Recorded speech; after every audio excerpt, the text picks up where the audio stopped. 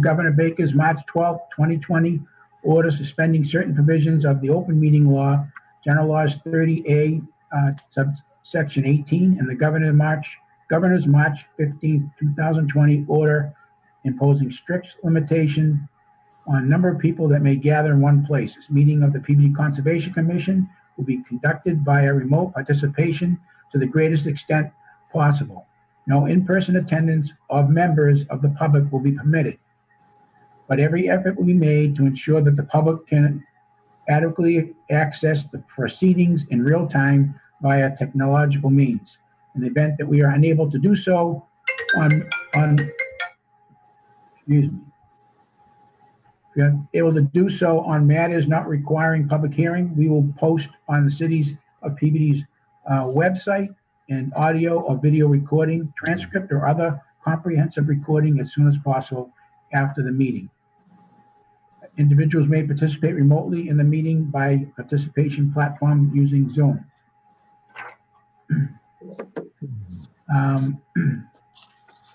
We will take questions from those who are in attendance after the presentations are made and any questions or comments from the commission. At that time, we would open the meeting to questions from the participants who are here with us tonight.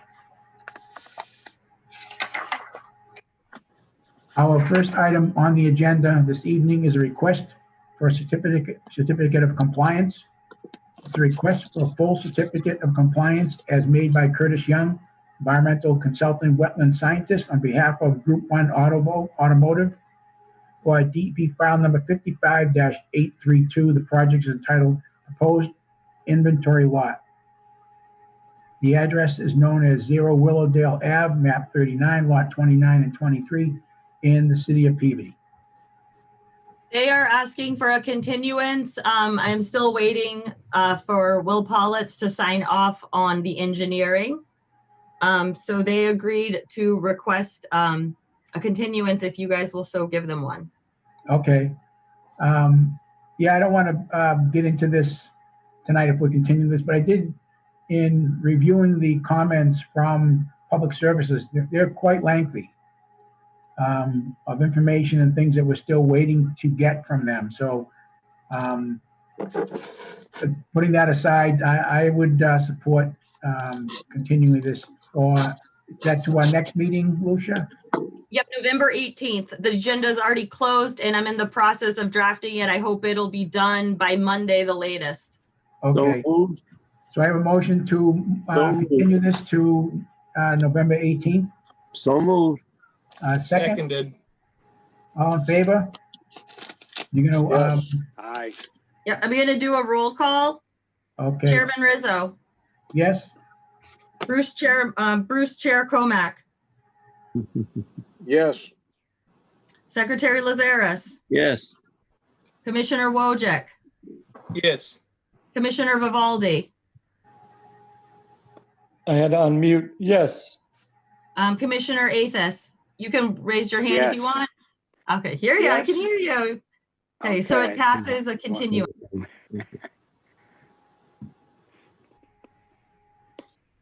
Okay. Our second item on the agenda tonight under request for certificates of compliance is a request for a full certificate of compliance is made by attorney Mary Frances Milburn for Judith and Philip Foster on the DEP file number 55-604. The project was installation of an in-ground pool with a cement patio and a fence. The address is known as 17 Jordan Road, map 25, lot 53 in the city of Peabody.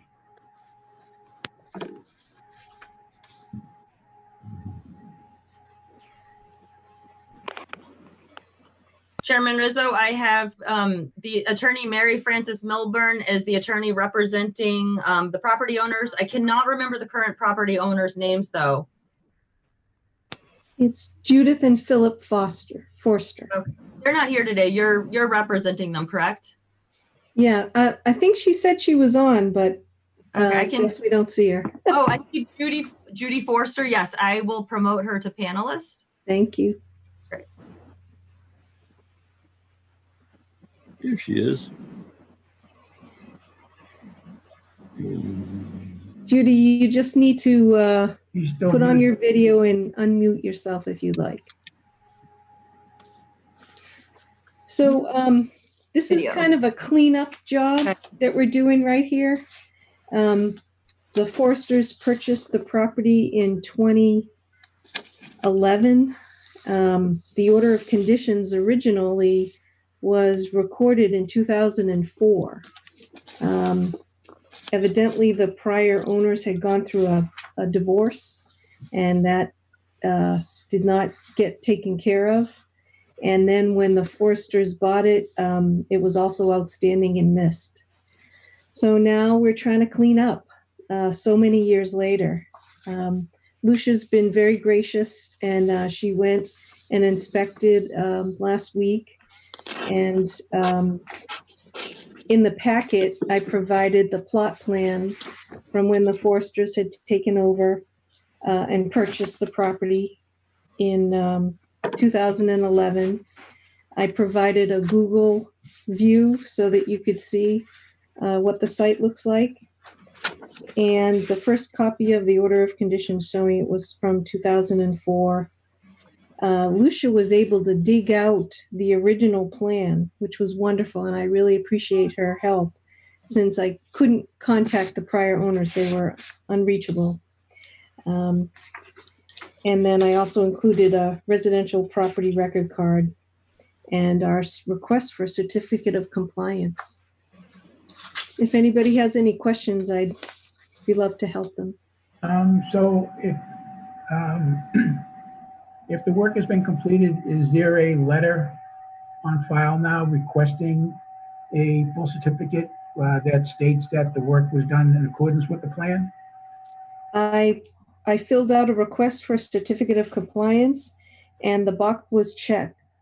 Work regulated has been satisfactorily completed as best we could because it was many years before my client purchased. So it's hard to know because we weren't there.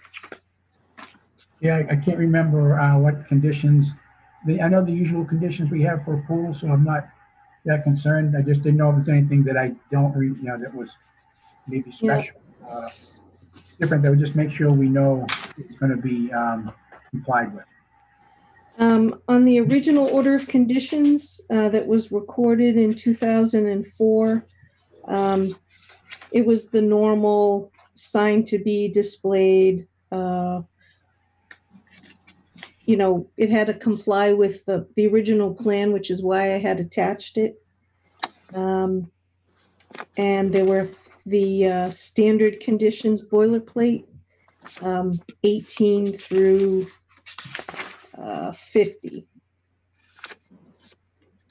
And were the conditions about how you would drain down the pool for seasonal closure? Yes. As a matter of fact, number 46 did say in the event that the swimming pool is drained, it would be let the pool water standing without the addition of chlorine for 3 days before draining. All pool water, wherever possible, shall be drained through a dry well, and the city Conservation Commission shall be notified prior to draining and shall approve of the method of draining. That's number 46. And I'm more than happy to attach that to the permanent certificate of compliance as an ongoing condition if that's what the commission would like. Thank you. Yes, we would appreciate that. I think I'm okay. Does anybody else have any questions? No. You sure? Are you okay with everything? Through the chair, I'm just wondering how far away the wetlands are from the pool. I was actually on site. I'm sorry. I'm like, because I'm sharing my screen, I can't put my video on now I'm sure I can, but Yeah. okay, sorry. I was on site, and this is a more recent plot plan. And I have pictures, but I didn't upload them. I mean, there's pretty much a fence I would say runs really close to the property line. And then the wetlands are right on the other end. Like if you peek through the fence, it's a very old fence. So, I mean, this is how it's been for at least 10 plus years. If you peek through the fence, you can see the wetlands. But I mean, it is what it is. It's an in-ground pool. It doesn't look like they're encroaching any more than they were allowed to. I didn't feel that they needed to spend, $300, $500 for an updated plot plan when they had this one for the mortgage. I mean, it's only 9 years old, so I don't think much has changed. The original plan actually shows more concrete around the pool. And there is more concrete than this, but for a mortgage plan, I don't think they're required to show the concrete. But it's nothing peculiar. It's a really nice backyard, and it's what an in-ground pool would look like. Okay. Great. And I would say if you guys are going to vote on a full certificate, that you do had the swimming pool condition in perpetuity, because that is typical. Yeah. All Okay. right. All right. Is anybody there that wants to speak on this matter?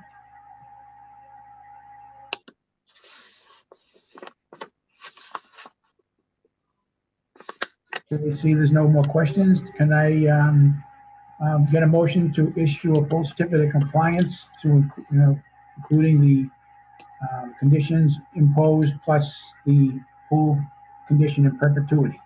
So moved. Seconded. Okay. All in Okay. favor? Thank you. Thanks. I do have to do a roll call though. Sorry. Chairman Rizzo, Yes? Vice Chairman Comack, Yes. Secretary Lazaris, Yes. Commissioner Wojcik, Yes. Commissioner Vivaldi, yes. Commissioner Athos. Yes. All right. Thank you very much. We really appreciate your help in this difficult time. Thank you. Thank you. Enjoy your pool. Thank you. Okay.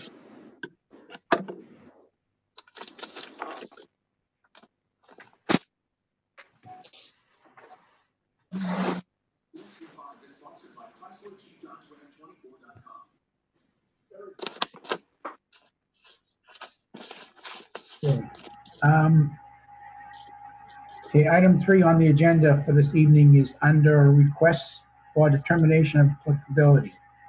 It's a public hearing on a request for determination of applicability submitted by Al Hanscom, Para Corporation, for Chemical Application Company, Inc. Proposed project is the remediation of contaminated soil and groundwater. The property is known as 103 Foster Street, map 95, lot 1A, in the city of Peabody. I am here.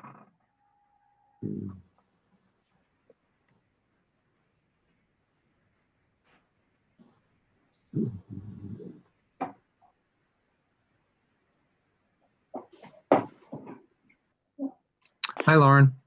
Hey, Al, how are you? Good.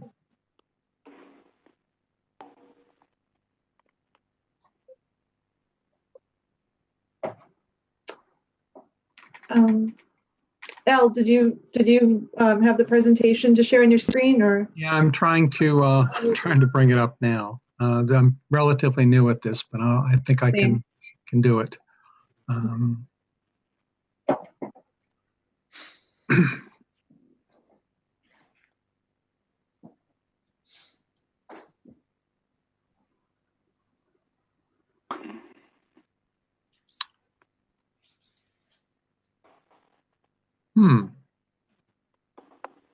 Is there anyone else? I promoted Lauren as to a panelist, and was Keith Nelson on your team?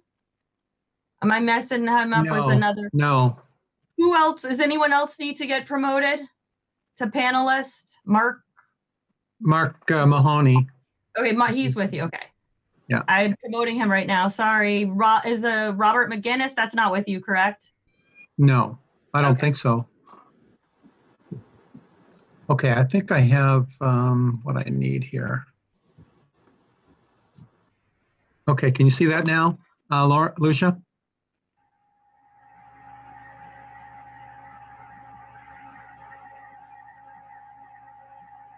Can you see the screen, Lucia?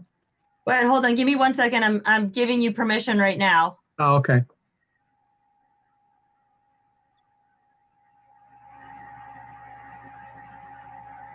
Okay, you should be able to share now.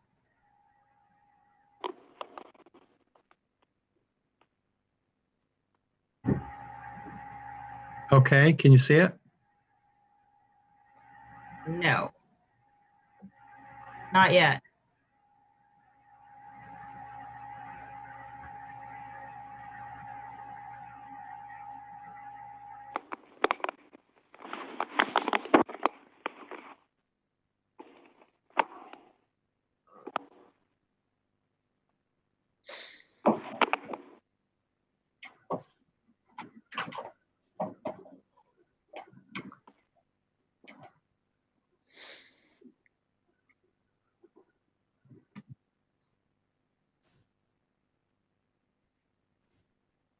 Okay, you should be able to. I gave everyone privileges. I even gave you privileges to share over me. Okay, let me see if I can. I'm not sure why I can't. I had the. You see it yet?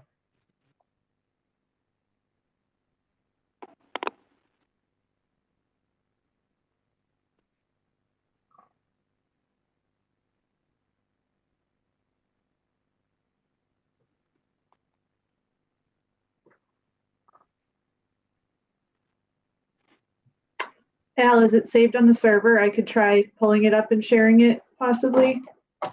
I can send it to you. Maybe that would be the easiest way to do it.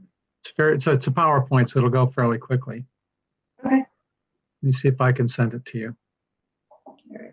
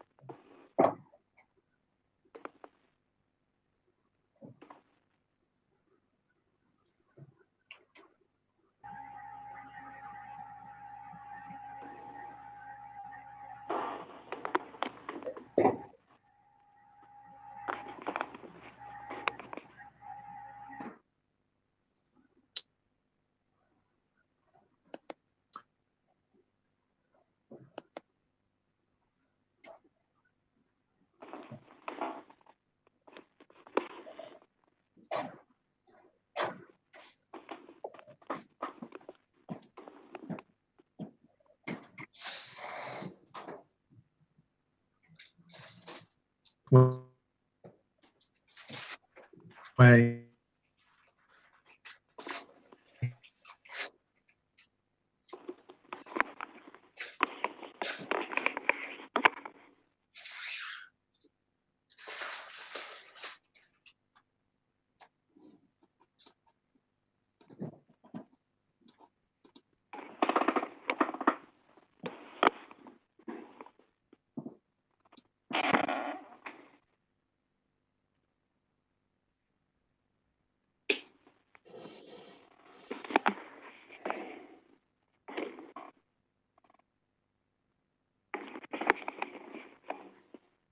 I think I got it. Let's see. Okay.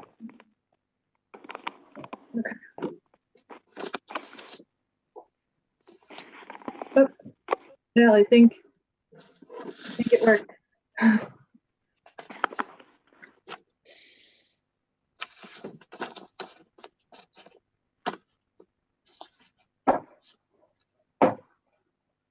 Good.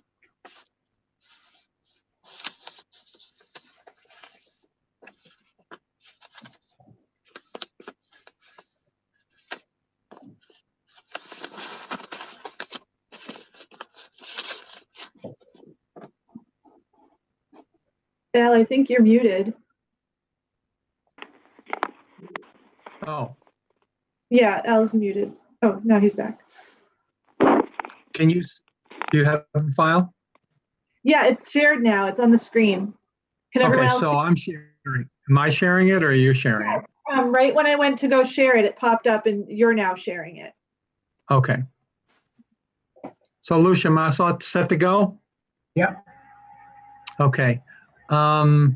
What you're seeing on the first slide is an overview of the 103 Foster Street property. This is the main building. We have some buildings throughout the site. These comprise the buildings. The next slide that I'm going to show you will be the overall site plan, and it will show where we have done test pits, soil borings, and installed monitoring wells and subslab gas testing within the building itself. So you can see in the rear of the lot, the test pits. We didn't find any substantial contamination, just normal urban fill type materials. We saw fairly low levels of heavy metals in most of the other pits, except for the area right in the middle of this alcove here, which we're going to be talking a lot more specifically about. We also have, from our analytical results, a couple of volatile organic compounds in indoor air and also in the groundwater. There is a small amount of chlorinated solvents in the groundwater over at this location near monitoring well 4. I have been working on the adjacent site, 101 rear Foster Street, for the past 8 or 10 years. We have cleaned up this site and reduced the contamination to below actionable levels, and we have a permanent solution with conditions that was issued on this site 3 or 4 years ago. There was a very small amount of chlorinated solvents in this area right here. Hence the need for the subslab depressurization system that we have explained, and I am ready to explain a little bit more tonight as to what we're proposing to do. The next slide talks about or shows an enlargement of the soil remediation area. This is the area between the buildings that we're proposing to do soil stabilization. The soil stabilization process involves some proprietary chemicals that are approved by Mass DEP for this purpose, and it essentially locks up the lead and other heavy metals that are present in the soil so that they don't leach and cause a heavy metal impact to the groundwater. So because we had upper concentration limits exceedances on the initial sampling, we developed a remediation plan that would stabilize the heavy metals in the soil so that they could be capped so that the site could continue to be safely used in the future. I'll pause for a minute and see if anyone has any questions at this point, and then I'll get back into the presentation. You have a question on that area between the buildings that you're referring to where the lead was found. In terms of your excavation, are you removing 17,500 cubic yards of material, or are you just treating it there? We're just treating it there. There is no need to remove it off-site unless our confirmatory samples show elevated levels. And let me explain a little bit of the confusion there. The initial soil sampling that was done showed elevated levels of zinc and lead in particular that were above upper concentration limits that are established in the Massachusetts contingency plan. That material was proposed to be stabilized and shipped off-site. The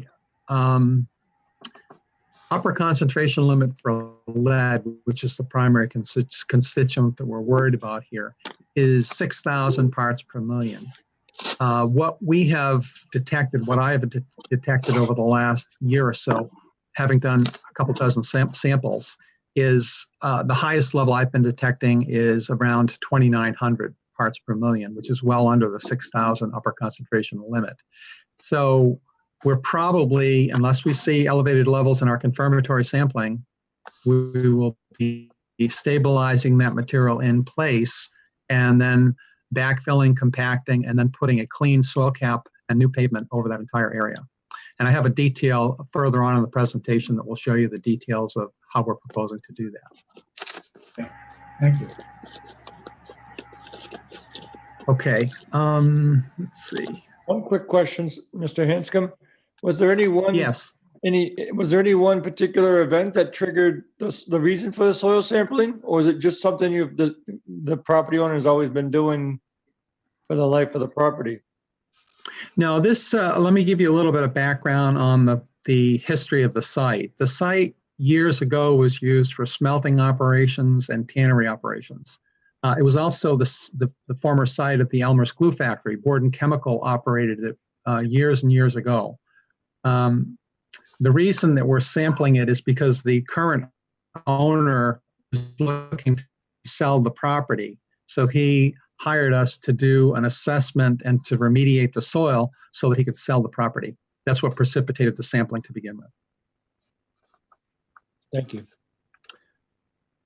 Okay, if you look right under the word area, you can see a little what looks like a pump symbol and some light green. That's the next slide. I'm going to enlarge that area, but this is where the subsurface soil depressurization system is to be located.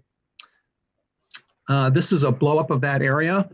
Again, we saw elevated levels of chlorinated solvents just above standard, just barely above. And in an abundance of caution, we're pulling a vacuum pressure. We're using what you would probably relate to as a radon pump. It's a pump that pulls air and creates a negative pressure so that the air will be evacuated from the subslab of the building through the soil pores, and it will be evacuated into the atmosphere. So this is a very common technique that Mass DEP endorses for handling the potential for volatile organic gases to encroach upon indoor air spaces. So instead of allowing the contaminant to dissolve into the indoor air and to migrate into the indoor air, we pull it through the vacuum system and then we evacuate it to the atmosphere to eliminate that pathway. So this is the way it's proposed to be laid out. It will be an excavation of a trench along the foundation wall. It'll be perforated pipe in stone with geotextile fabric wrapped around it. There will also be 3 different legs that will come into the basement of the building that will be valved and will pull air out and evacuate along with the subslab gases. It will also take the air, the moist air underneath the basement just to keep the air moving so it doesn't accumulate and cause an adverse indoor air impact. Now we're talking about around 20 inches of water column would be the maximum negative pressure that would be created, but that is about twice as much as we think we need to have to evacuate the air. Our valves that are going to be located on the intakes into the basement will be throttled back so that we can balance and create the negative pressures throughout the system that we need. The other thing you'll want to know about this system is that Mass DEP requires that it be monitored continuously, and there is a telemetry system that will be installed.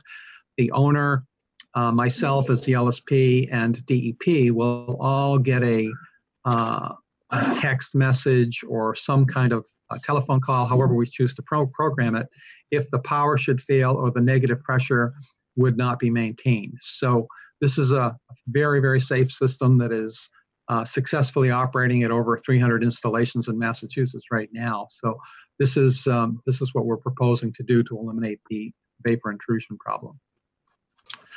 Are there any questions on that? Does the work associated with what you just described is all done from outside the building? The installation will be done outside the building, right adjacent to the foundation wall, but there will also be openings that will go into the building and into the crawl space of the building, and that will pull a negative pressure and take any air that's accumulating underneath the first floor, and it will evacuate it so it doesn't accumulate and come into the indoor airspace. Okay, so there's an airspace between the first floor and the ground inside the building. Yeah, it's a crawl space. It's about 4 feet. I see. Okay. I have a question. The trench that you're digging, how deep is that? And if I understood what you said, it's going to attach to the building, and you're saying now that there's a crawl space that it's going to go into? The radon pump itself will be located inside the building.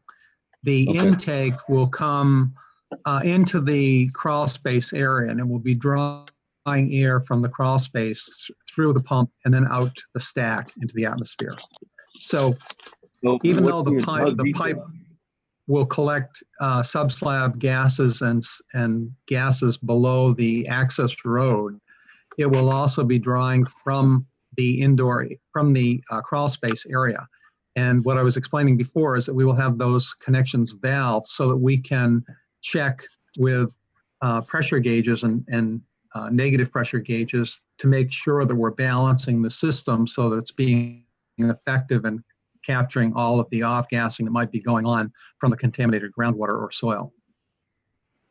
So Is that clear? I have one more question. How deep is the trench? The trench is going to be about 4.5 feet. Okay, I got one more question. Where is the groundwater level? The groundwater currently is about 8 feet below grade, but it does vary. And as you probably know, if you've lived in this area for a while, this area is subject to flooding. So we are cognizant of that, and we are designing the system so that it will drain during periods of high water. So it's something that we can't really control the flooding of the area, but we can design the system so that it will survive a flooding event. Okay, so we expect the venting to be wet if it floods. It could. I mean, And then again, this it'll whole drain. area has been known to flood. Right. Okay. But under most conditions, it's going to be dry, Got it. 95% of the time.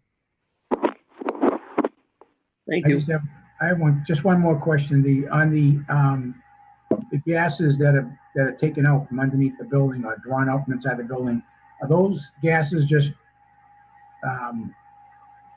sucked out and blown out into the atmosphere behind the building, or is it treated?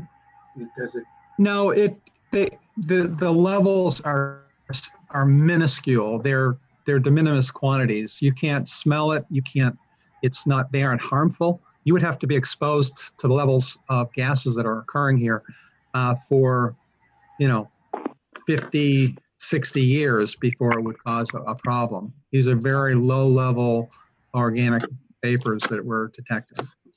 Okay. Thank you. There's also, just to reinforce this, LSPs have to go through a fairly rigorous risk characterization process. So we will be going through all of that and documenting all of this to the Mass DEP.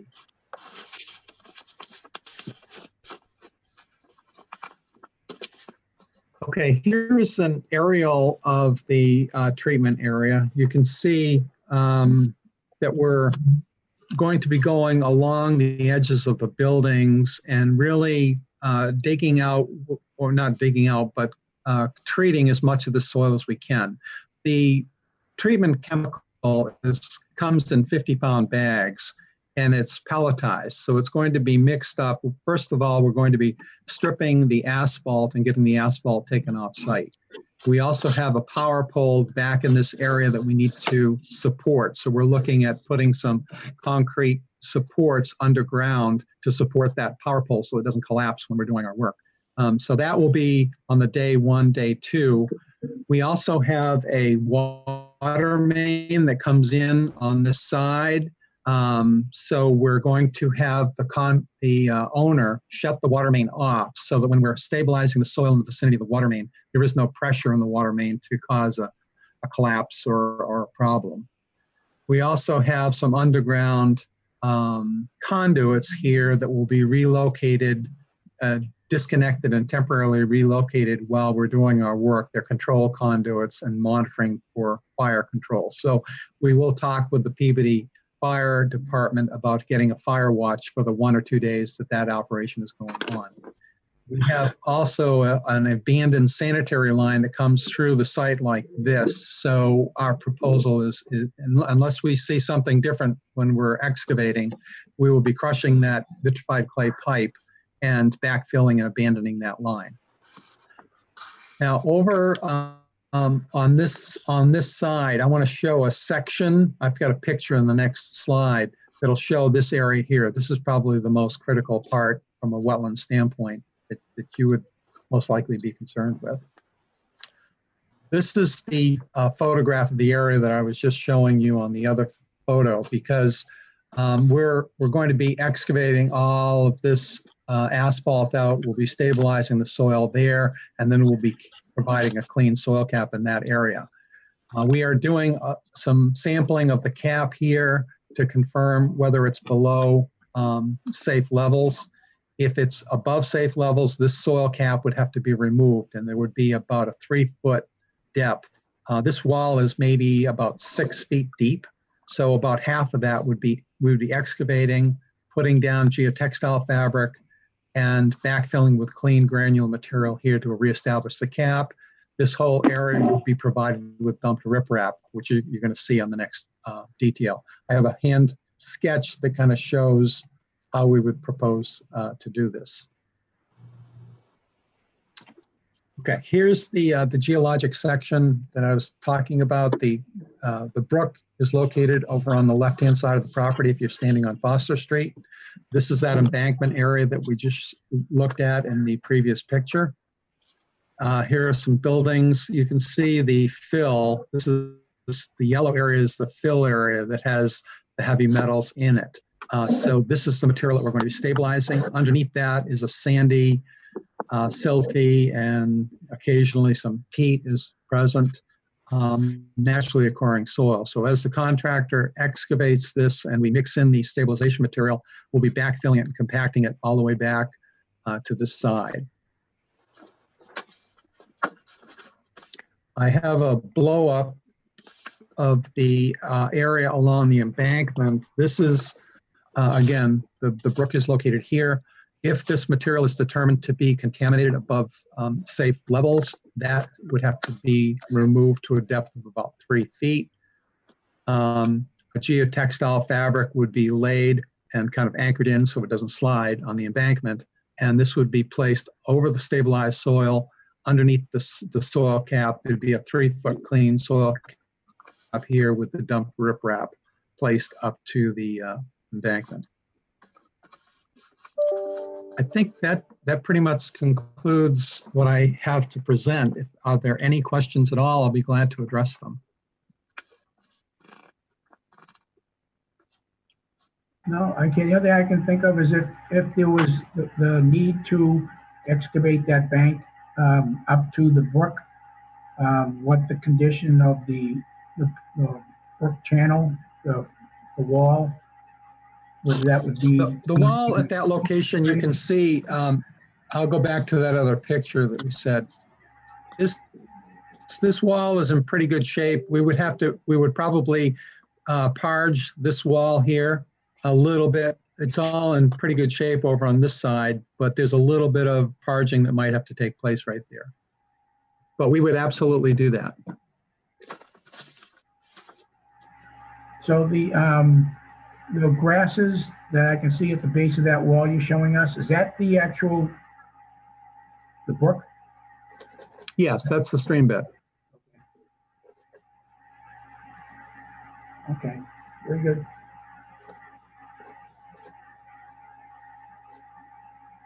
And, you know, this is, we have provided, we're submitting our RAM plan shortly to the Mass DEP.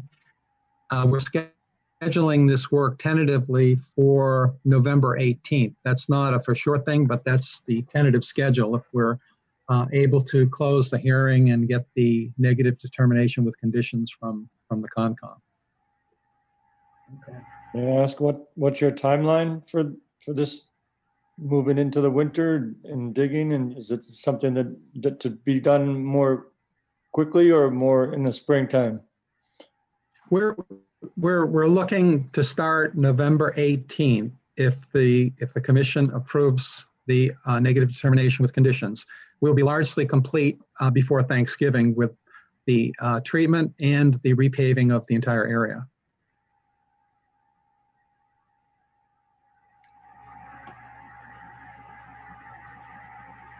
Okay.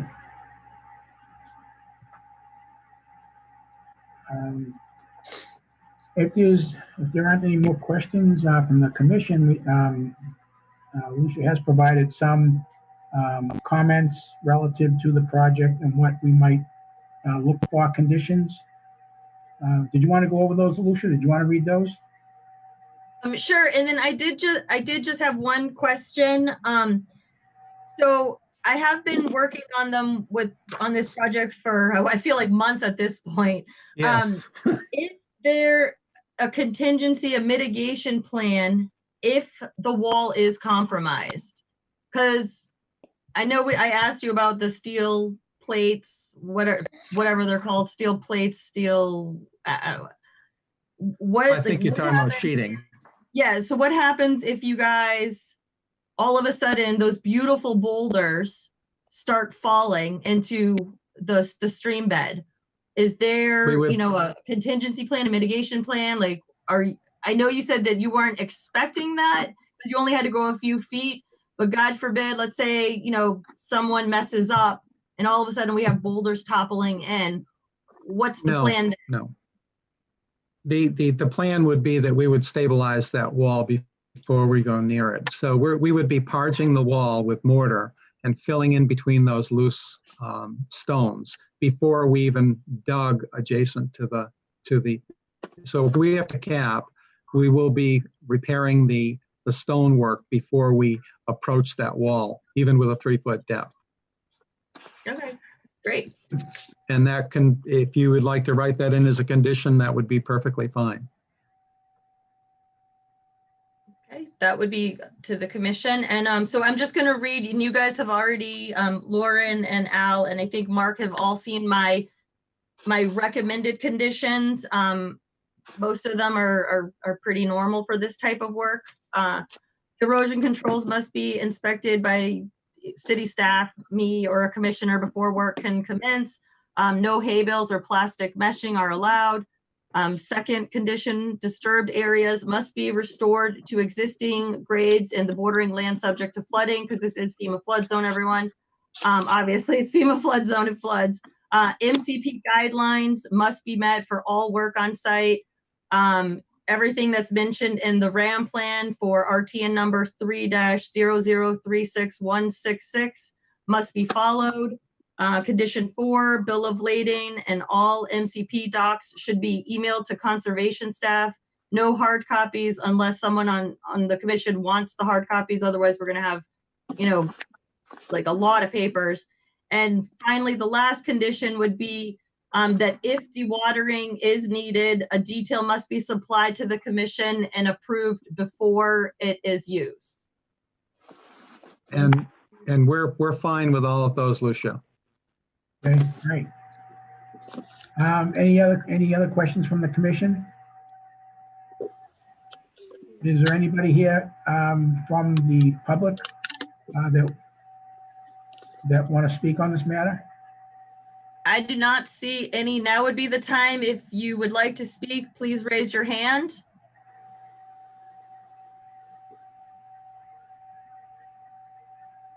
I do not see anyone raising their hand. Okay. So at this time, then I would ask if the commission wants to issue a negative determination with these conditions that Lucia just read. Well, first you have to close the public hearing. Yeah. Motion okay. to close the public hearing. Second.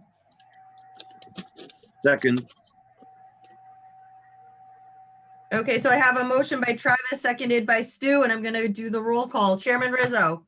Yes. Vice Chairman Comack. Yes. Secretary Lazares. Yes. Commissioner Wojak. Yes.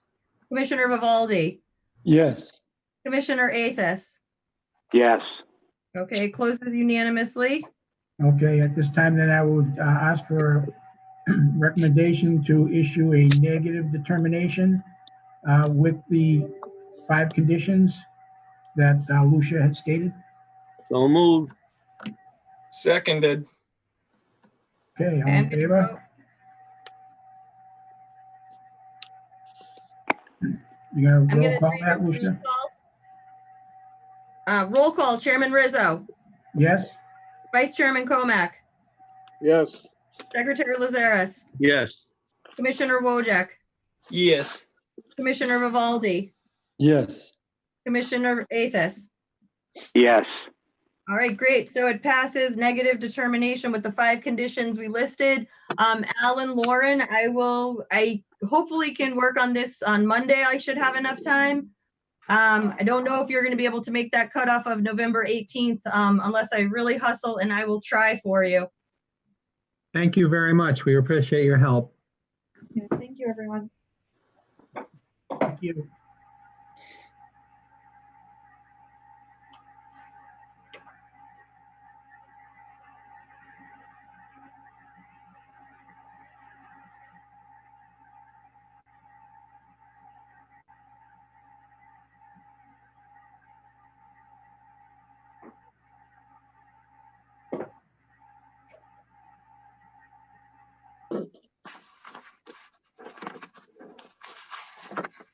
All right.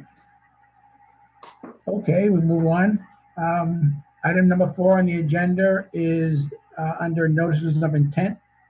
It's a public hearing on a notice of intent submitted by William Manuel, Wetlands and Land Management, for Alfred DeMambro, trustee for K Realty Trust.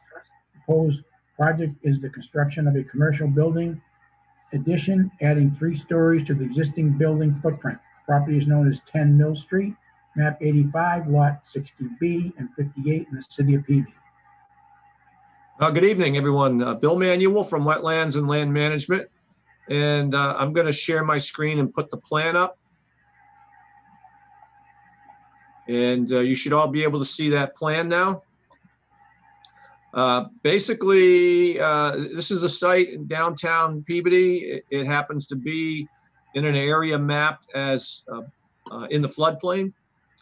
And but there are no other wetlands around there. I mean, the nearest thing is we talked about 13 Wallace Street about a couple of months ago, and that's several hundred feet away, where the river pops out of outside of a culvert. That was the nearest resource area.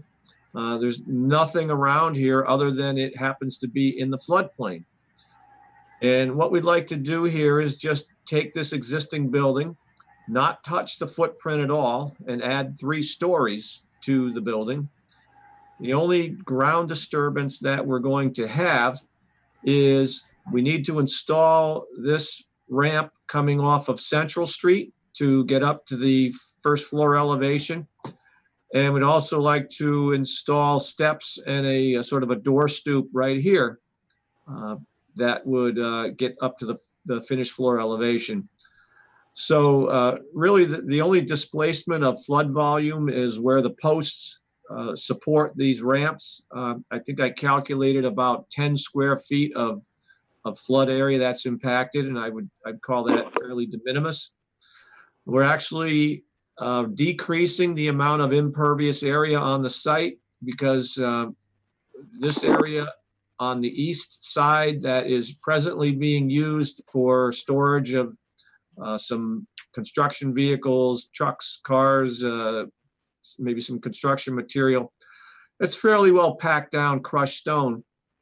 I'm going to scrape all that out when we're all done and make that into an area that's going to be grass. So we're taking out about 2,800 square feet of hard pack, call it impervious if you will, but at least hard packed and semi-impervious. So that's it. It's just were it not for the FEMA floodplain, this would be just another construction project, but we happen to be in the FEMA flood zone and we'd like an order of conditions to proceed with the project. Okay. Does any of the commissioners have any questions? Sounds pretty straightforward to me.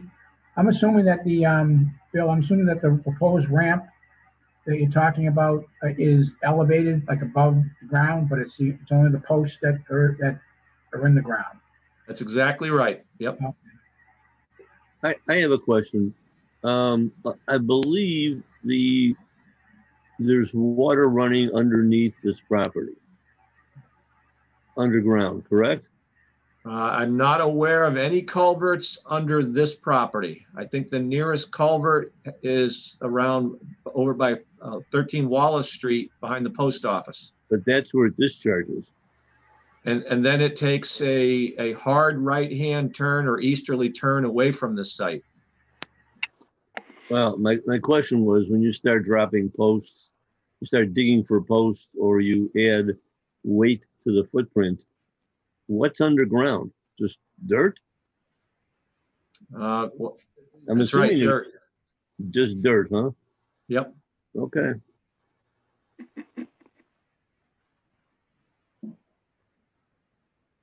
Seems pretty Through the chair. straightforward. Yes? Bill, where is there a landscaping plan? No, the extent of the landscaping is shown really here. There's a flagpole that's kind of right in front of the bank, and we're gonna have to move that. It says flagpole and shrubs to be relocated. Oh, That's okay. the extent of there's not much vegetation here, and that's the extent of the landscaping proposed. Great. So everything that you take out is going to be put back in. Yes. Well, we think that tree's gonna have to come down. Did you say that was a Japanese maple, No, it's a Norway maple. Norway maple? So Yeah. there will be trees removed that aren't shown on this plan. That big tree right where the AMP is and ramp, that is probably gonna be coming down. Through the chair. Yeah, Norway maples are invasive and no longer allowed in Massachusetts, so the faster we can get rid of it, the better. Why does that tree have to be removed? Through the chair, it's the tree is in very bad shape, Oh. number one. And number two, if it's invasive, just get rid of it. I mean, it was falling apart in front of us when we saw it.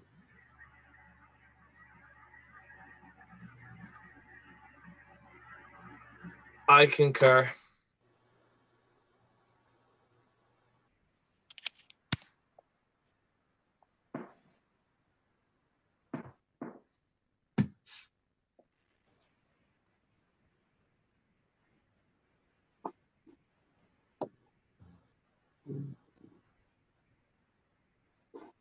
Yeah, I see the picture of the tree. Okay. Let me see the picture of the tree.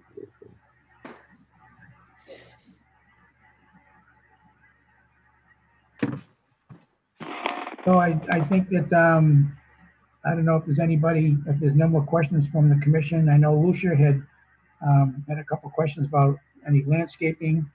I think Bill's explained about that, and the gravel area stated in the notice of intent must be removed and loamed and seeded before the certificate of compliance will be issued, which I think you described out of the plan where you're showing your loaming and seeding.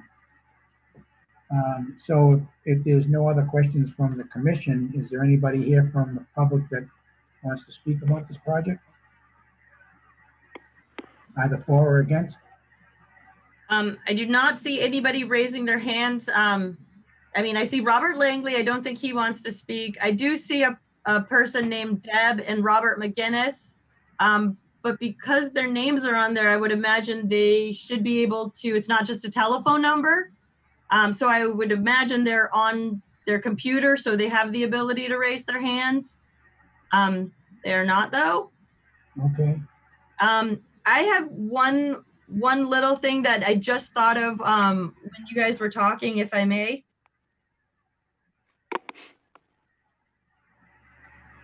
Through the chair. Sure, go ahead. So I would, it sounds like you guys are probably going to feel good about closing this, as I would too. I would highly recommend that you add that condition: the gravel area, as stated on the NOI, must be removed and loamed and seeded before a CC will be issued, a certificate of compliance. And then maybe think about another conditions, that those ramps are in perpetuity unless a new NOI is filed. because this is flood zone, so they did not submit a profile of the work being proposed. They didn't, and they indicated on the NOI that it was, I think, 10 cubic feet, or so. If there's any more flood storage that's going to be lost, we do need to know that total volume, and DEP would trigger a new NOI filing. Okay, you do that. So it would be the construction of the ramp as proposed in this plan would be in perpetuity, and any changes to that part of the site would have to come back to us under a new notice. Yeah. Or if you think an amendment, Or an amendment to the order of conditions. Yeah, It may be something very minor. Though, I feel like with an amendment, a lot of people get their initial order of conditions and then they file an amendment after, and that's something that DEP doesn't look at too strongly. In this area, it might be something that, I don't know if you guys, it's up to you if you feel like an amendment's okay. This is an area that used to flood. I think we've got it under control, but it's really up to you guys if either an NOI or an amendment would be sufficient. I'm not really going to go too crazy over this site. I think this project's great. Yeah, it sounds like the project's good, but I think if there's a potential change of that, what's proposed here before us tonight, I wouldn't be so in favor of just approving an amendment. Downtown has always been a tough area, and it's a lot of flooding, and trying to do the best we can. And we got a project before us, and looks like we want to approve it, but I would stick to this scope and this plan, because if you start changing those ramps and filling them in or doing something differently, that I'm going to be considering a new notice for this site. I have a question I just thought of. We're going up to 4 stories in total, and we don't know what the building was going to be used for, but if it's offices or somebody's going to be in this room, in the building, where is the parking? Well, we don't have any idea what the use will be either. It will be a use that's allowed, and basically that's all I can say right now. Well, I think with regard to the floodplain and how it pertains to our board, the parking and so forth, or the ability to park would fall under zoning, I'm assuming, and that would be something they would address, not us. Okay. Through the chair. Yes. I think Stu actually, another thing this happens a lot. People will get the order of conditions and then they sell it to someone else, and then the new owner thinks that they can pick and change what they want to. And this seems like one of those projects that the new owner would change the ramps and then the area to be loamed and seeded. It seems like a perfect place to park cars. So, I mean, that's why my condition, the gravel area as stated in the NOI, must be removed and loam and seeded before a CC will be issued. I don't know if you want to make that condition even beefier by saying, not to be used for parking. Or I get it. If they want to use it for parking, they can, if it's on the plan and you guys approve it and they keep the FEMA elevation at the right elevation. So, if they foresee the need for parking, I'm not sure if they can even get to that area because of the railroad tracks. Is that why that area is not parking, Bill? Because they don't want people driving over the railroad? Yeah, if you look where the property line comes in, this property corner, it's really right up to the corner of the building. You can't get there with a vehicle, technically. Yeah. So we're fine with the plan says loamed and seeded, and we're fine with having a condition that it be loamed and seeded when we apply for the certificate of compliance. Yeah. Sounds good to me. hopefully, if this project goes through, that you come back for a certificate of compliance, like relatively soon and not 10 years from now.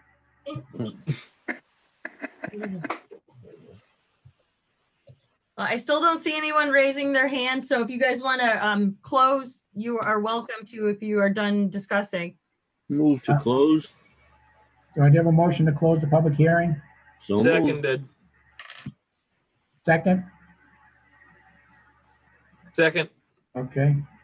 I'm going to do a roll call for the close. Chairman Rizzo, Yes? Vice Chairman Comack, Yes. Secretary Lazares, Yes. Commissioner Wojcik, Yes. Commissioner Vivaldi, Yes. Commissioner Athos. Yes. All right, so it is closed unanimous. Now to your vote for an order of conditions. Motion to issue an order of conditions. Anyone?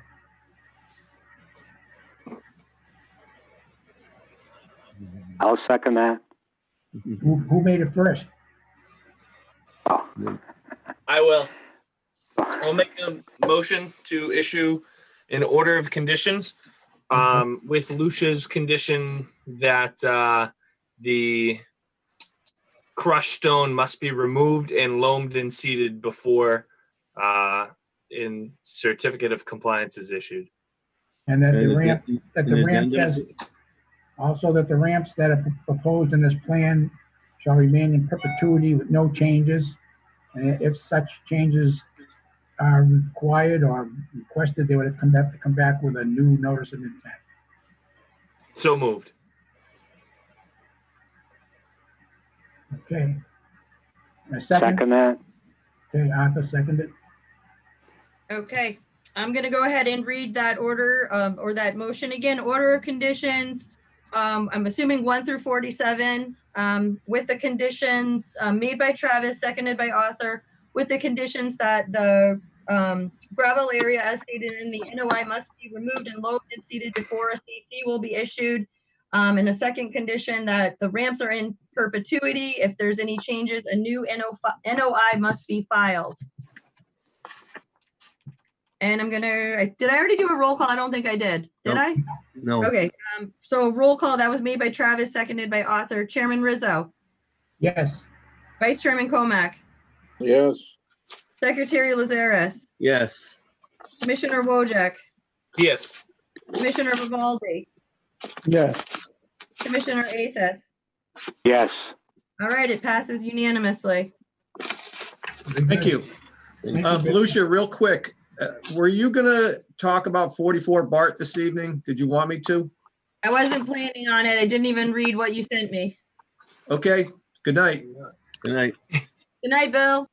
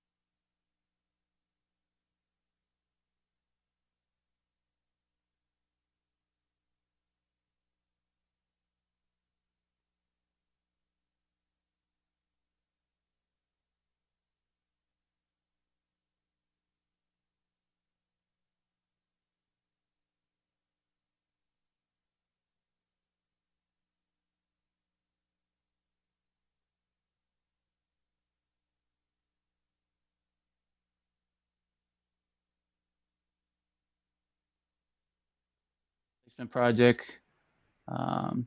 Here's the location, project location. Again, it's on Endicott Street. It's between Lowell and Andover Street. Again, Bob mentioned that the bridge is structurally deficient with the eastbound lane closed. There's a wall at the northeast quadrant of the bridge that's severely deteriorated and is leaning outward towards the stream channel. The bridge's opening is too narrow, thus constructing natural stream flow. And then there's an upstream bank that's eroding due to the constriction. Here's some photos. Eastbound lane is closed. You can see the deterioration, loss of beam support, one of the abutments. Again, more unsupported section on the one side, on the sidewalk. Here's that retaining wall on one corner that's severely deteriorated, and you can see it's leaning outward.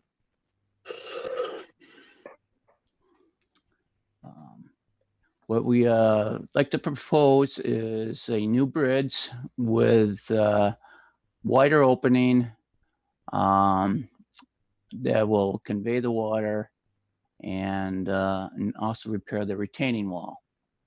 In order to do that, there will be some resource area impacts, approximately 180 linear feet of bank, 2,050 square feet of land underwater, water bodies and waterways, and 4,500 square feet of bordering land subject to flooding, and 4,500 square feet of riverfront area. So let's see here. Here's the plan of the impacts of wetland areas.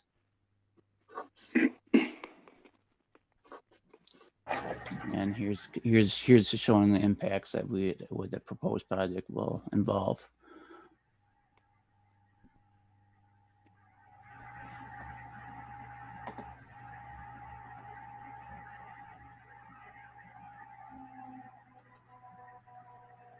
So with each resource impact, we plan on meeting the CMR 1054 standards for the bank, for the physical stability of the banks, the water carrying capacity of the existing channel, groundwater surface water quality, the capacity of the channel bank to provide green habitat, escape cover, and food fisheries, and the capacity of the bank to provide important wildlife habitat. Then for the performance measure for land underwater, the work will not impair the water carrying capacity within the defined channel, which is provided by said land in conjunction with the banks. Proposed work shall not impair ground and surface water quality. The proposed work shall not impair the capacity said to land provide breeding habitat, escape cover, and food for fisheries. The proposed work shall not impair the capacity of the said land to provide important wildlife and habitat function. The other one is the border land subject to flooding. There will be no effect on the provide compensatory storage, no restrictions of flow that would cause any increase in flood stage or velocity, and no impact to wildlife functions. And the last performance standards that we would follow is would be for protection of other resource areas, which I've mentioned, protection of rare species, practical, sustainable, equivalent economic alternatives, and no adverse impact. So in our options in replacing this bridge, we looked at three alternatives. One, replacing with in-kind structure opening with a 13-foot wide, 14-foot high single cell box culvert. This was not considered due to the constraint of the stream channel. And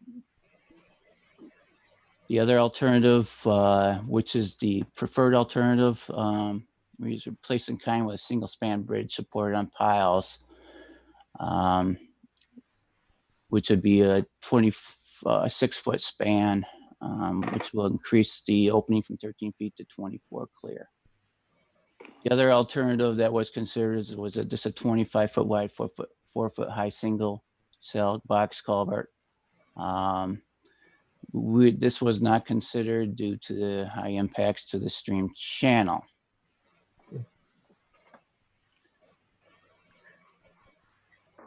Now let me go through kind of a construction sequence for our work in the water. As you can see, we've got a the initial step was to demo the existing bridge. In order to do that, we would install compost filter tubes around the perimeter and install sandbags within divert the water through the area of work. In order to then the water would be pumped out and into a sediment basin to allow the work to be done in the dry.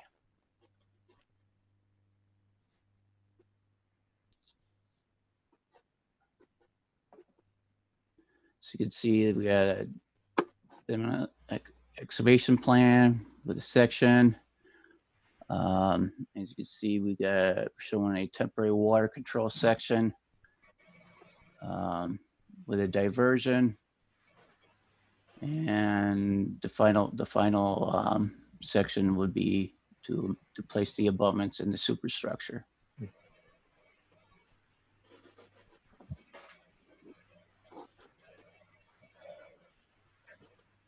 So here's some more details of what the existing structure looks like and what the proposed structure over it will look like.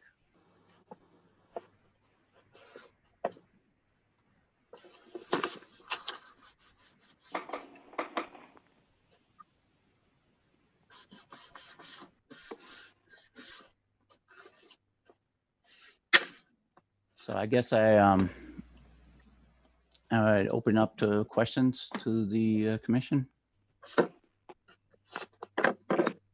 Through the chair, Yes, are you closing Endicott Street during the construction? Yes. Okay. So traffic will be rerouted completely? Yes. And how long do you anticipate the project taking? It probably goes, I would say 3 months. Okay. And if it's approved, you're going to do it in the winter, or are you going to wait? Are you going to wait until spring, or are you going to try to do it right away? It's going to be, we're looking to do this probably next summer, Okay. 2021. That's the plan right now. So I'd probably like June through September or something like that. Mm-hmm. during low flow. During lower flow, yes, correct.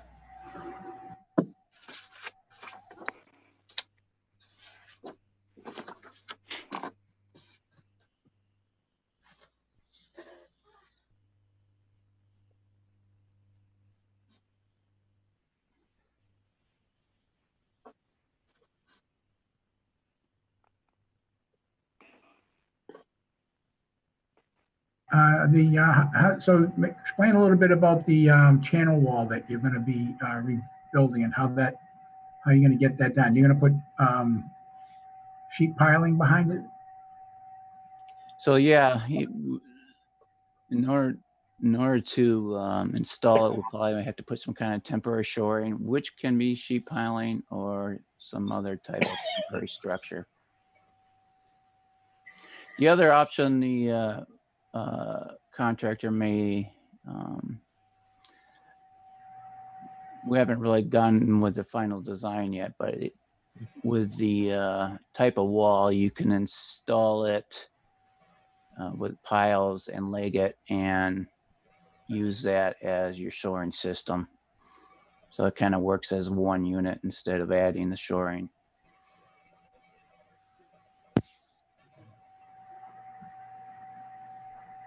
Just, you know, if this project, is this project gonna be reviewed by the bridge section, or is this just for structural review?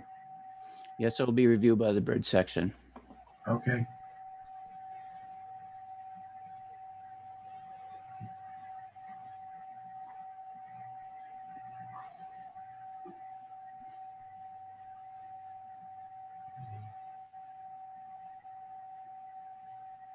Like, so you're gonna have a utility bay for gas, and you're gonna hang the water line on the outside of the bridge. Correct. Yeah.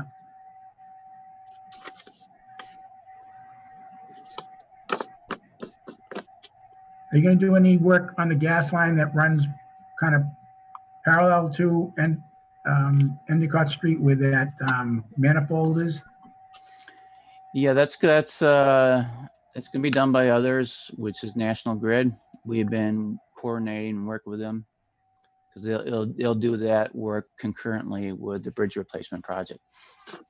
Okay, good.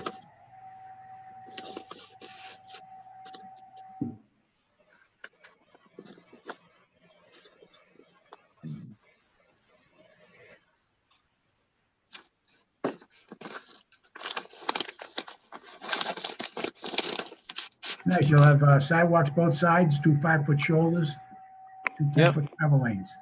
Yep.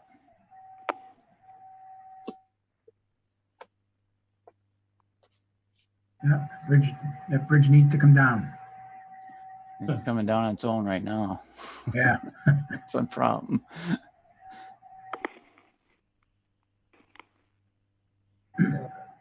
I don't have any other questions.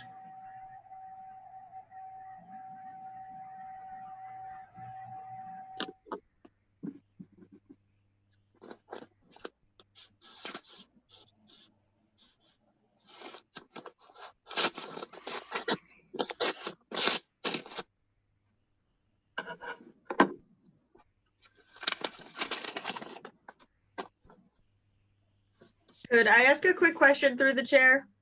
Yes. I think this is probably to Bob Langley or whomever, maybe even you, Mike. So I was always under the assumption, and I'm going to sound stupid saying this, that bridge work usurped us and they didn't need to come before the commission. What is different about this bridge work versus the Howley Street Bridge that they did not require an NOI?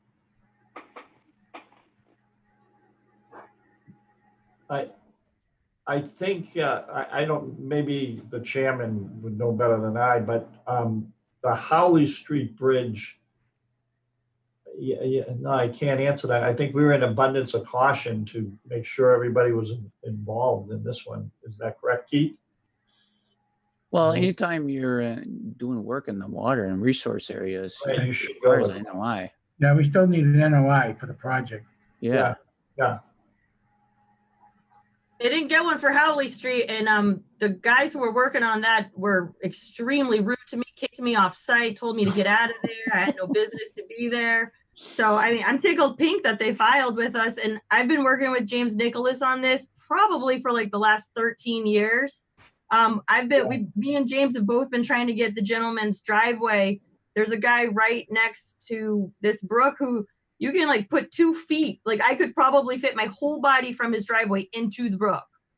So it's in really bad shape. And one last thing, me and Stu were talking about this offline, and just if you guys were gonna have any special conditions, I would recommend, after what happened with the water main break that no one got back to me about with DPS, I would recommend that someone submits progress reports after the work starts, you know, bi-monthly, every 3 months. That's up to you guys. If, you know, there was an issue with the water main break, and I've been asking since August, and I still haven't gotten a response. So that's up to you guys. Lucia, I think all the projects you and I have worked on, I'm gonna be working on this one. I'm sure we're gonna be working very closely during the whole thing, and you'll get communication from me. I work wonderful with you, Bob. I have a question. Is this project going to be advertised through Mass DOT?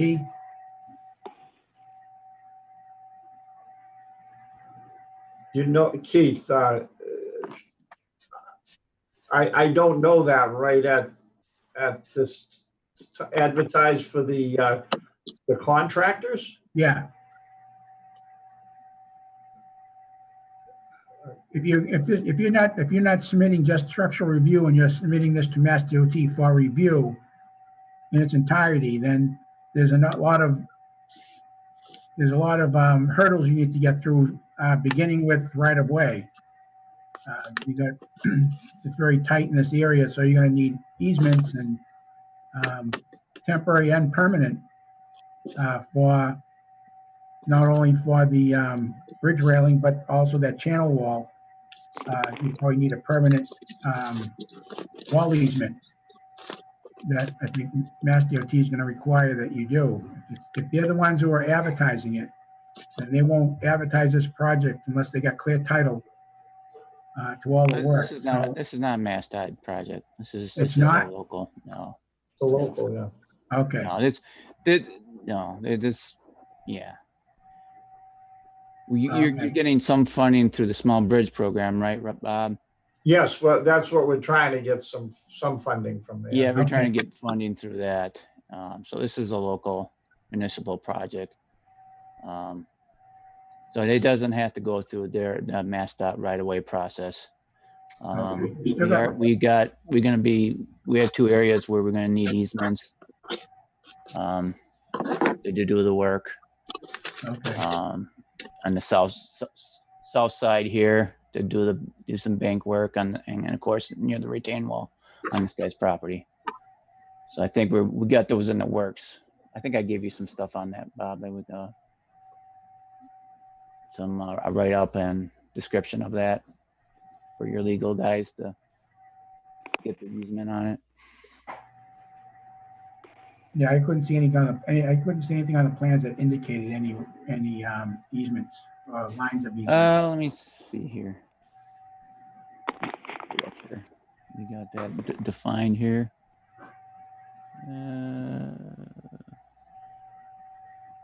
Yeah, probably not on this drawing here, but in that, we got plans that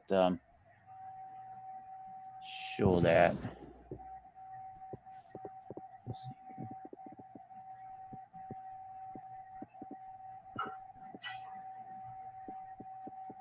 I think, Lucia, in answer to your question or concerns, generally there's a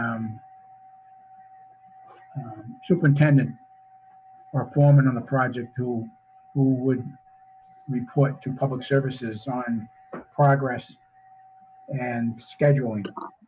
So hopefully that the city's going to request a schedule from the contractor on all the work that needs to be done, and working with public services to meet that schedule and do timely reports on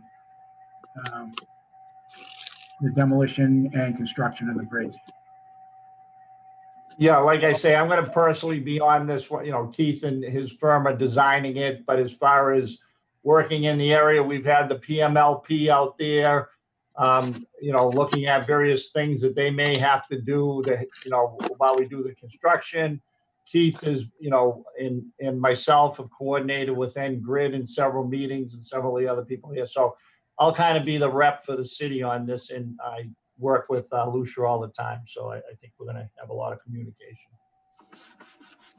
So do you, not that it doesn't matter for the Concom, but do you anticipate a shutdown on the water line? Temporary water going to be needed, or? No, I think what we're going to do is on that, the water is fed from different ways. So we're going to be able to shut things down, but not affect the people, and then, reconnect, et cetera. So we don't see any type of shutdown on the water. Excellent. luckily it's fed from different ways on that particular area. Right.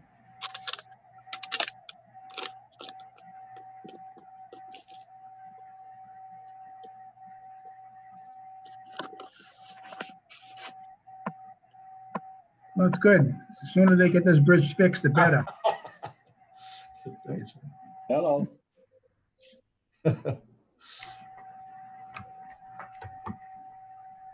Anybody else have any questions?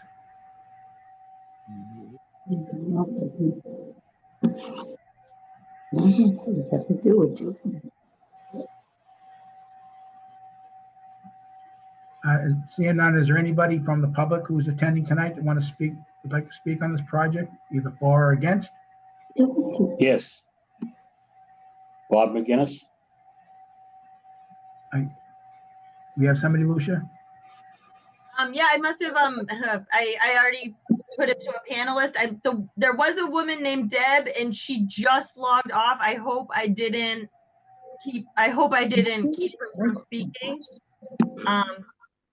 But there is a gentleman, Robert McGinnis, who he already has speaking. I already made him, and I thought he was one of the presenters, which is fine. That's okay. We just need name and address, sir. Robert McGinnis, 75 Endicott Street, right next to the brook.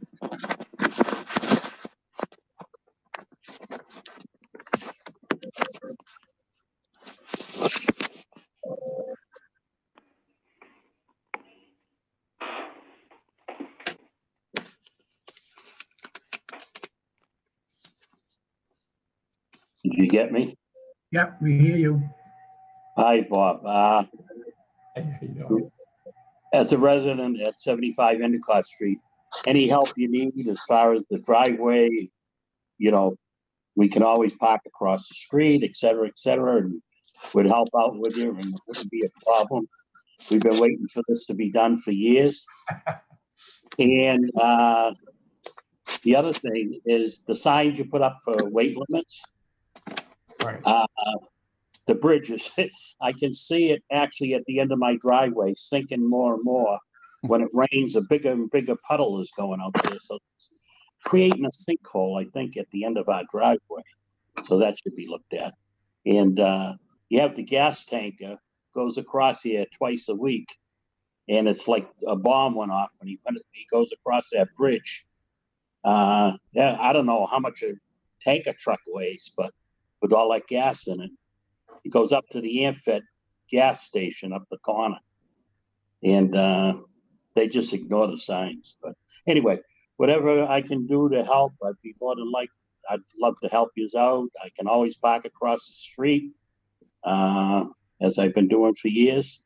And as far as I can't think of the gal that mentioned that you could jump beside the brook, the bridge and the driveway and the wall.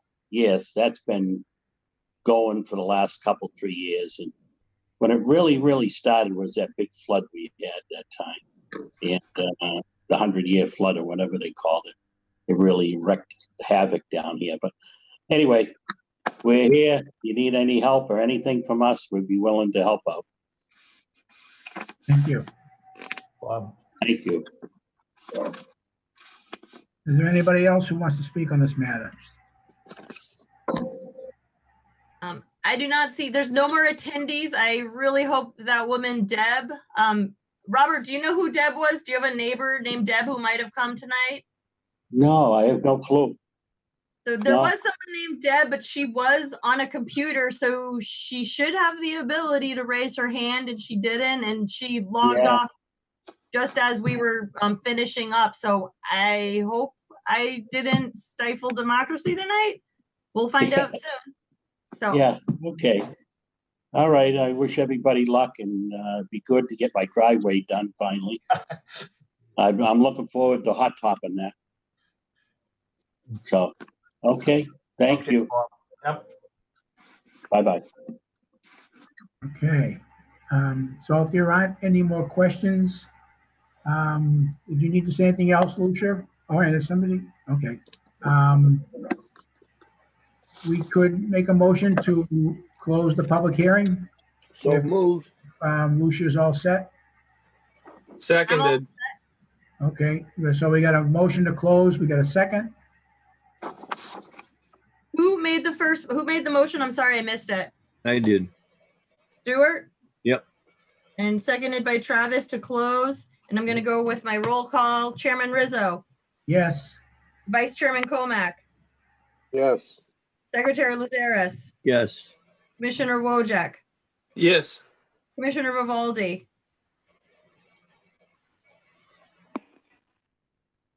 Commissioner Vivaldi, Commissioner Athos. Yes. Okay, I'm going to go back. Commissioner Vivaldi. Yes. All right, so that is unanimous. Okay. Closed. Thank you very much for And- your time, everybody on the board. Thank you so much. It's Well, not you over gotta yet. Hold mention- on. I was, Done yet. Gonna make a motion to issue an order of conditions. yes, and I would like to make a condition that we receive monthly progress reports. I understand it's going to be a 3-month project, right? Somewhere around there. Yeah, you got it. Yeah. Great. So yeah, I'd like to make a motion to issue an order of conditions with the condition that we receive monthly progress reports. Okay. Lucia, what numbers you want standard conditions? Yeah, I mean, if you want to do 1 through 47, and then I can got the ones that don't really pertain, like swimming pools and like signs, because they're not going to have to put signs up. Yeah. So if you want to do 1 through 47, and trust me to gut it, adding that condition of monthly progress reports. Okay, no stockpiling of soil on along the brook. So any excavation needs to be carefully addressed and not be taken away. Yeah, do we have a staging area, Robert? I don't know that, right? Keith, have you put it on the plan, a staging area right now? No, I don't, but that's something we could put on there. Right, we'll have to look at a staging area. We wouldn't have any significant amount of material, but obviously you have to have a day pile or something like that if you just take something out, but then it can be removed. Is that correct? Is that what we? Yeah, I mean, it could be right immediate, right to the immediate of the bridge site. Right. We may try to utilize some of the area if we can, in the electric light property there or something like that, in the parking lot in the front. Okay, so and in the conditions, I know it's a bridge, so they'll also all your best management practices need to be in place before any work starts, as well as protective shielding for work in the area to prevent or to mitigate any debris falling into the brook.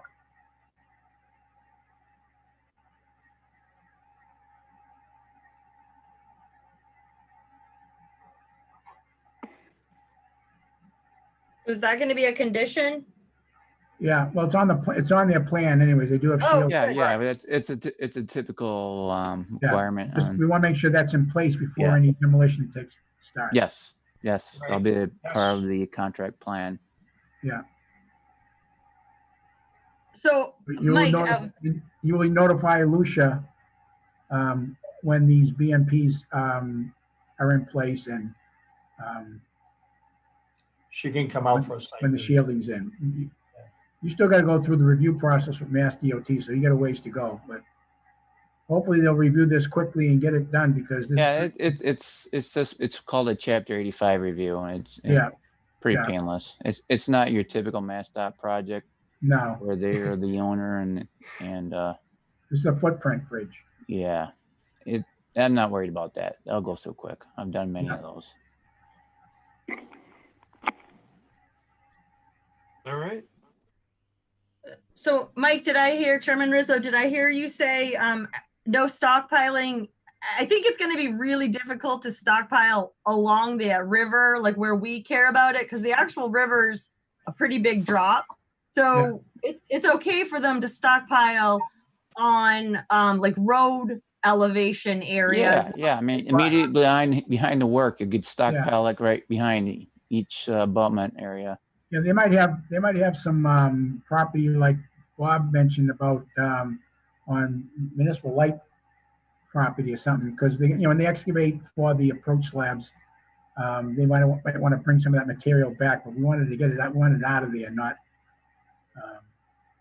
because you still got to maintain the driveways of your abutters, so it doesn't give you a lot of room to do any stockpile. I mean,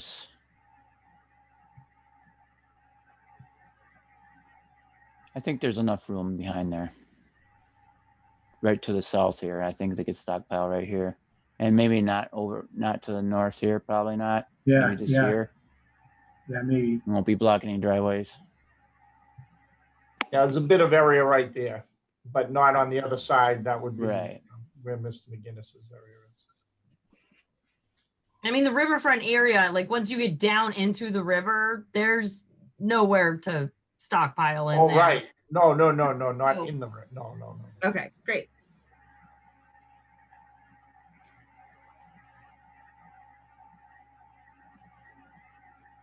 So far I have a motion made by Travis with the condition of monthly reports and 1 through 47 to be picked through for appropriate conditions.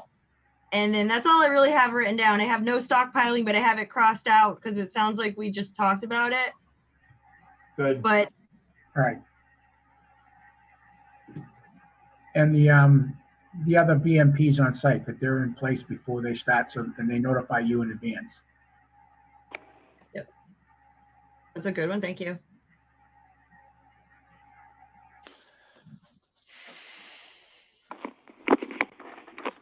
So that motion is on the floor by Travis. About a second? I'll second.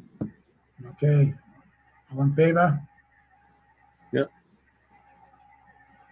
That was Stu, correct? Who made the second? Correct. Okay, and I'm going to do a roll call. Chairman Rizzo. Yes. Vice Chairman Comack. Vice Chairman Comack. Yes. Secretary Lazaris. Yes. Commissioner Wojcik. Yes. Commissioner Vivaldi. Yes. Commissioner Athos. Yes. All right, so it passes unanimously with those two conditions. Great. Now, thank you very much. Yeah. Hey, good luck. All right, great. Thank you. Great, thank you.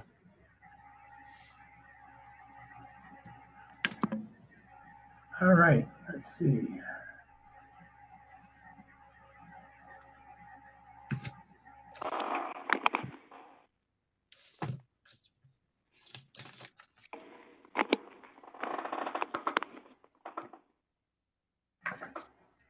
Okay.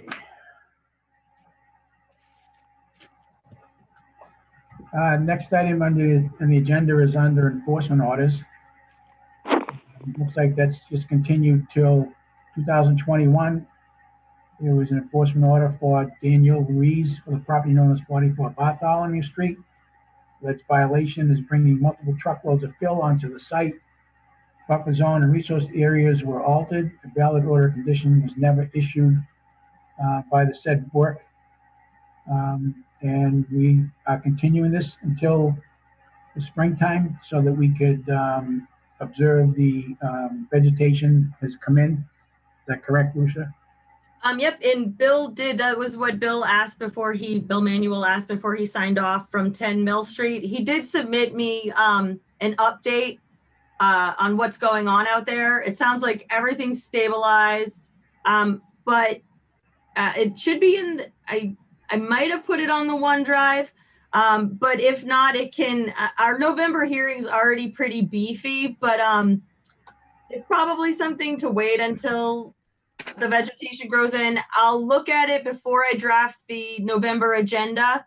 And if it looks like something that you guys should, I don't want you guys to waste your time just to talk about it on Zoom if you're not going to withdraw it, because that's really the only reason why to talk about it. He's already done everything We're just waiting for it to grow in. I haven't even had a chance to look at what Bill submitted to me because it's just like so not important to me right now. So yeah, you guys already continued it until 2021. Okay, And because it's an enforcement order, it doesn't need to be, no one needs to be notified, no legal ads. We can have it whenever we want. yeah. Okay, let's see, wait a minute. I have one last motion. What's that? Motion to adjourn. No, we're not done. No, we're not done. Oh, Come on, guys. All right. scroll down to the next page. I'm looking at we the have, end. we have to approve the minutes. Okay. There are no minutes. I'm sorry, you guys. I am really behind. I have not done the September minutes. I don't know. Did I put the August minutes on here? Those are You done. did. You put minutes on. Okay. I already read them. That's about it. Is August. Okay. I don't have like the whole agenda.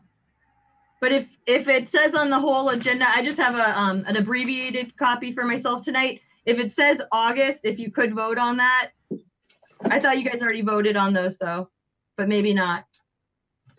I'm not sure. I just saw the minutes with a spot for a signature and I looked it over. So, I'll make a motion to approve minutes from August. If you guys have them, I honestly can't say. I think I did them. I think. I can got look. your I'm looking right now. yeah, August minutes. Okay, great. Yeah, so if you didn't make a motion yet for that, I'm just double checking. Yeah, it looks like I finished them on 10/6. Took me just 2 months to do them. Yeah. Okay, so motion to approve the August 5th minutes. So moved. Second. All in favor?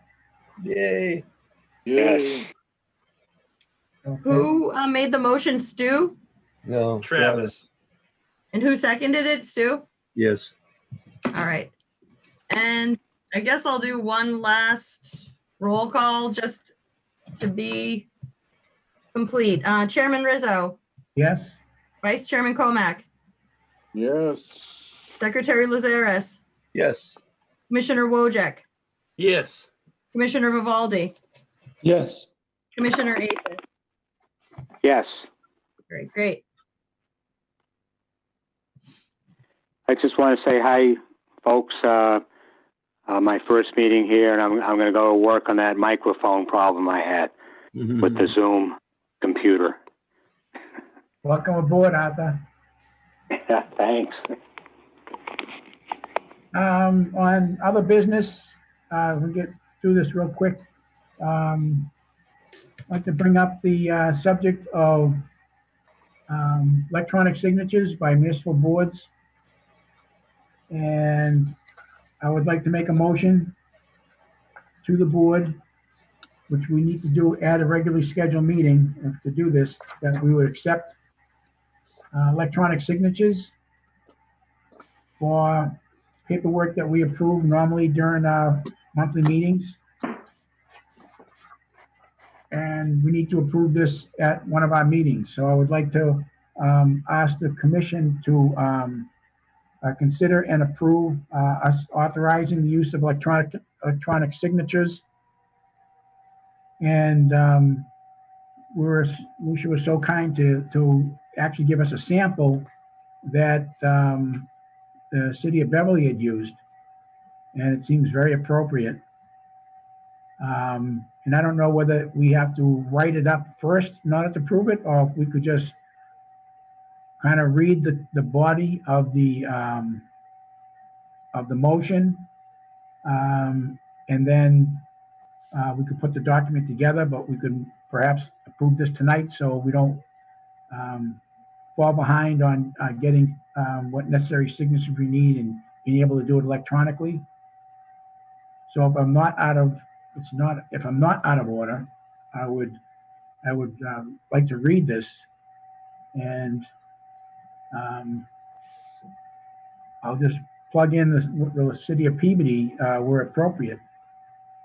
So I would like to say to authorize electronic signatures on October 28, 2020, the City of Beverly Conservation Commission met in an open session through publicly accessible video phone conference pursuant to the order suspending certain provisions of open meeting law issued by Governor Charles D. Baker on March 12, 2020. At this duly held meeting, the following action was taken is taken by the Peabody Conservation Commission.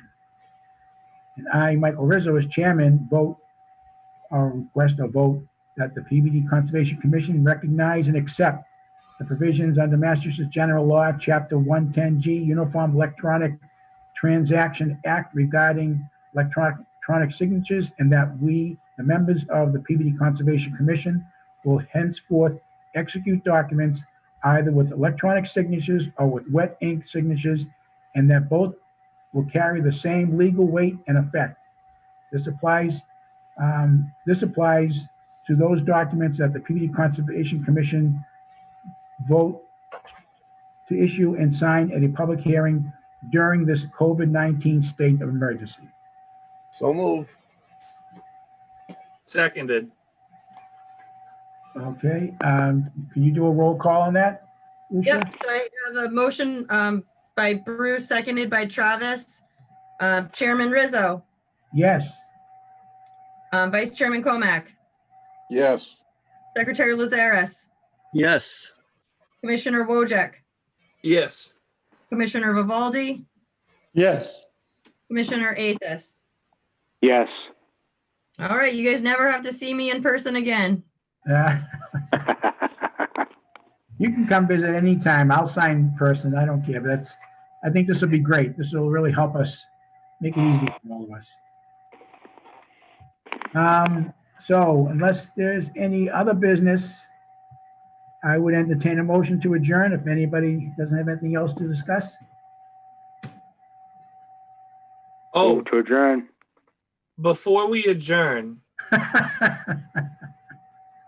I'm wondering if we have any updates on the geese at Crystal Lake. They're still there. I was talking to them today. Are they friendly at least? No. They're too friendly. I don't know. Lucia, We do have you signs up. We have have any signs up that updates? say, we have signs up that say don't feed the wildlife, and What's the update? There's a sign up. If you should get in contact with Jen Davis. You can email her. She'll get back to you in a few days. They know, everyone's aware.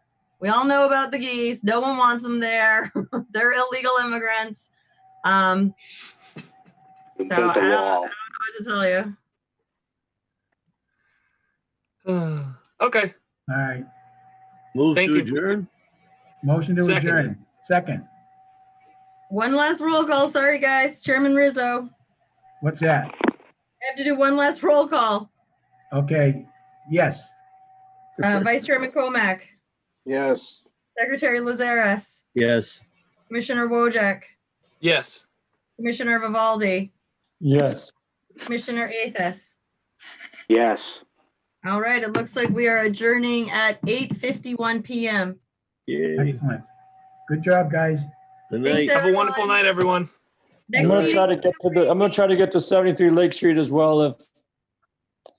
If I plan to, I haven't written to Mike Abel, but I plan to do it.